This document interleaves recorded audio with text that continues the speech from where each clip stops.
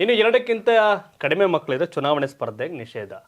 ಆಶ್ಚರ್ಯ ಆಯ್ತಲ್ಲ. ಮೊದಲೆಲ್ಲ ಜಾಸ್ತಿ ಇದ್ರೆ ನಿಷೇಧ ಅನ್ನೋರು, ಈಗ ಕಡಿಮೆ ಇದ್ರೆ ನಿಷೇಧ. ಇದು ಆಂಧ್ರ ಪ್ರದೇಶ ಸರ್ಕಾರದ ನೀತಿ. ಹೌದು, 2ಕ್ಕಿಂತ ಹೆಚ್ಚು ಮಕ್ಕಳನ್ನು ಹೊಂದಿರುವ ವ್ಯಕ್ತಿಗಳಿಗೆ ಮಾತ್ರ ಪಂಚಾಯತ್ ಮತ್ತು ಪುರಸಭೆ ಚುನಾವಣೆಯಲ್ಲಿ ಸ್ಪರ್ಧೆ ಮಾಡಲು ಅವಕಾಶ ನೀಡುವ ಪ್ರಸ್ತಾಪವನ್ನು ಟಿಡಿಪಿ ಗಂಭೀರವಾಗಿ ಪರಿಗಣಿಸಿದೆ ಅಂತ ಆಂಧ್ರ ಪ್ರದೇಶದ ಮುಖ್ಯಮಂತ್ರಿ ಚಂದ್ರಬಾಬು ನಾಯ್ಡು ಹೇಳಿದ್ದಾರೆ. ಈ ಮೂಲಕ 2 ಮಕ್ಕಳಿಗಿಂತ ಕಡಿಮೆ ಮಕ್ಕಳನ್ನು ಹೊಂದಿರುವವರಿಗೆ ಸ್ಥಳೀಯ ಚುನಾವಣೆಯಲ್ಲಿ ಸ್ಪರ್ಧಿಸಲು ಅವಕಾಶ ನೀಡದಿರುವ ಸುಳಿವನ್ನು ಅವರು ಕೊಟ್ಟಿದ್ದಾರೆ. ತಿರುಪತಿ ಬಳಿ ತಮ್ಮ ಹುಟ್ಟೂರು ನರವರಿಪಲ್ಲಿಗೆ ಭೇಟಿ ನೀಡಿದ ಸಂದರ್ಭದಲ್ಲಿ ಸುದ್ದಿಗಾರರೊಂದಿಗೆ ಮಾತನಾಡಿದ ಆಂಧ್ರದ ಸಿಎಂ ಚಂದ್ರಬಾಬು ನಾಯ್ಡು ಈ ಹೇಳಿಕೆಯನ್ನು ಕೊಟ್ಟಿದ್ದಾರೆ.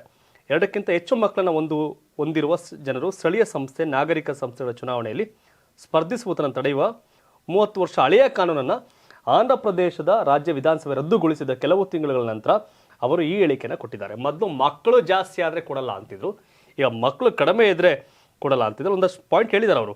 ಏನಂತ, 2 ಮಕ್ಕಳಿಗಿಂತ ಕಡಿಮೆ ಮಕ್ಕಳಿರುವ ವ್ಯಕ್ತಿಗಳು ಸರ್ಪಂಚು, ಪುರಸಭೆ, ಕೌನ್ಸಿಲರ್ ಅಥವಾ ಮೇಯರ್ ಹುದ್ದೆಗಳಿಗೆ ಸ್ಪರ್ಧಿಸುವುದನ್ನು ನಿಷೇಧಿಸಬೇಕು ಎಂದು ಅವರು ಸೂಚಿಸಿದ್ದಾರೆ.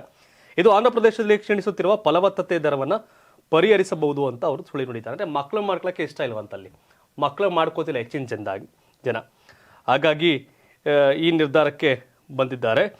ಇನ್ನು ಕಳೆದ ವರ್ಷ ನವೆಂಬರ್ನಲ್ಲಿ ಆಂಧ್ರ ಪ್ರದೇಶದ ಶಾಸಕಾಂಗ ಸಭೆಯು 2ಕ್ಕಿಂತ ಹೆಚ್ಚು ಮಕ್ಕಳಿರುವವರು ಸ್ಥಳೀಯ ಸಂಸ್ಥೆಗಳ ಚುನಾವಣೆಗಳಲ್ಲಿ ಸ್ಪರ್ಧಿಸುವುದನ್ನು ನಿಷೇಧಿಸುವ ಎಪಿ ಪಂಚಾಯತ್ ರಾಜ್ ಮತ್ತು ಎಪಿ ಪುರಸಭೆ ಕಾಯ್ದೆಗಳನ್ನು ತಿದ್ದುಪಡಿ ಮಾಡಲು ಮಸೂದೆಗಳನ್ನು ಅಂಗೀಕರಿಸಿತ್ತು.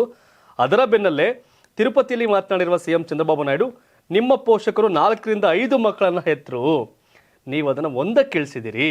ಇಂದು ಬುದ್ಧಿವಂತರು ಕೂಡ 2 ಪಟ್ಟು ಆದಾಯ ಹೊಂದಿದ್ದಾರೆ, ಆದರೆ ಮಕ್ಕಳಿಲ್ಲದ ಜೀವನ ಶೈಲಿಯನ್ನು ಆರಿಸ್ಕೊಳ್ತಿದ್ದಾರೆ. ದುಡ್ಡಿದೆ, ಮಕ್ಕಳು ಬೇಡ ಅಂತಿದ್ದಾರೆ. ಅವರ ಪೋಷಕರು ಇದೇ ರೀತಿ ಯೋಚಿಸಿದರೆ ಇಂದು ಅವರು ಅಸ್ತಿತ್ವದಲ್ಲೇ ಇರ್ತಿರಲಿಲ್ಲ. ಜಪಾನ್ ಮತ್ತು ದಕ್ಷಿಣ ಕೊರಿಯಾದಂತಹ ದೇಶಗಳು ಈಗಾಗಲೇ ವಯಸ್ಸಾದ ಜನಸಂಖ್ಯೆ ಮತ್ತು ಕುಸಿಯುತ್ತಿರುವ ಜನನ ದರಗಳೊಂದಿಗೆ ಹೋರಾಡ್ತಿವೆ. ಅವರು ಒತ್ತಿ ಹೇಳಿದ್ದಾರೆ.